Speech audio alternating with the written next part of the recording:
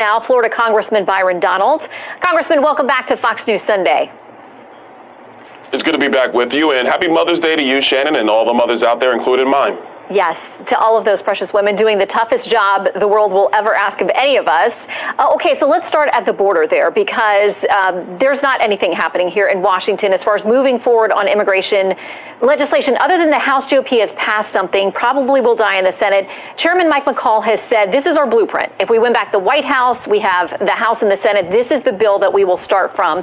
But Republicans have held all of those key posts before and have not fixed the border. How much does the GOP bear blame with what we're seeing now at the border?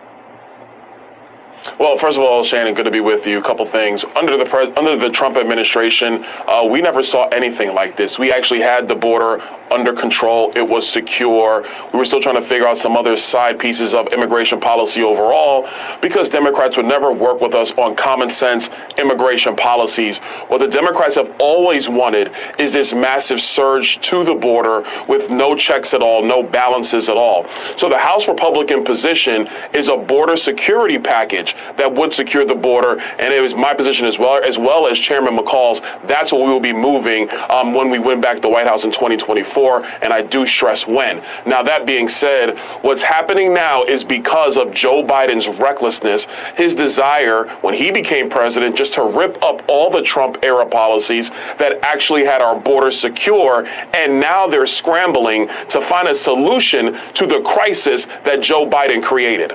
So Democrats will say, yes, it is true this administration got rid of those policies, but it's because they called them cruel and inhumane. They worked, but they weren't kind to the people who were coming here. So what do you say to them? And is there any area where Republicans will compromise when it comes to negotiating over some legislation? Well, first of all, the Democrats do this all the time. They don't like a policy, they call it cruel. But what truly is cruel, Shannon, are the young women who are being raped in the journey to our southern border. They're being raped by the coyotes. They're being raped by the drug cartels. They're being raped by other men who are in their package of people that are moving to the border. Number two, also inhumane.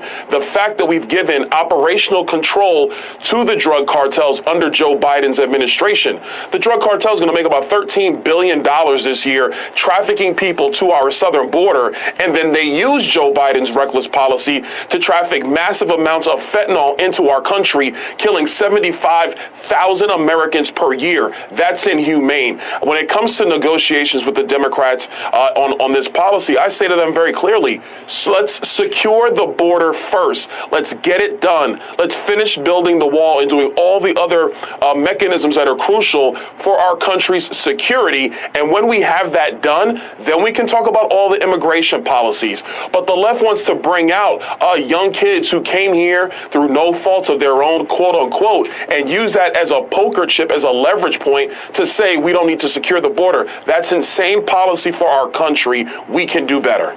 I want to play something that one of your colleagues said in a hearing this week. He says Republicans actually savor this situation at the border. Here's what Congressman Hank Johnson said about why.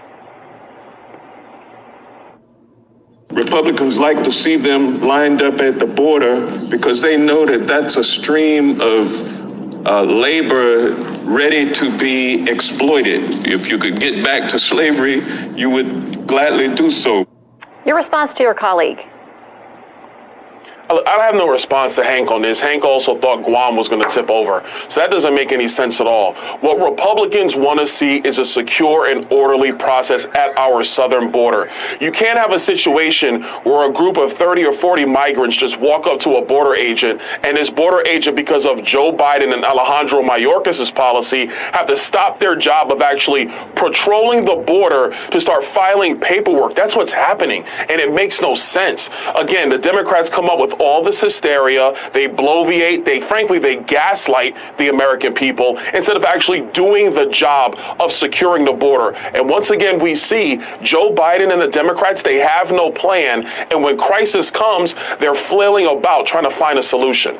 So the other big problem that needs a solution is the debt ceiling. We're told negotiations continue through the weekend. The president's likely, we think, to meet with congressional leaders next week if they can make some moves on that. In the meantime, we've got a guest essay in the New York Times by a former Hill staffer, worked on the Senate and House budget committees, who says this: Republicans are the ones putting our standard of living at risk with their risky posturing. They're playing Russian roulette with America's primacy in the global financial system, a privileged position undergirding our standard of living and international influence. You understand this better than most.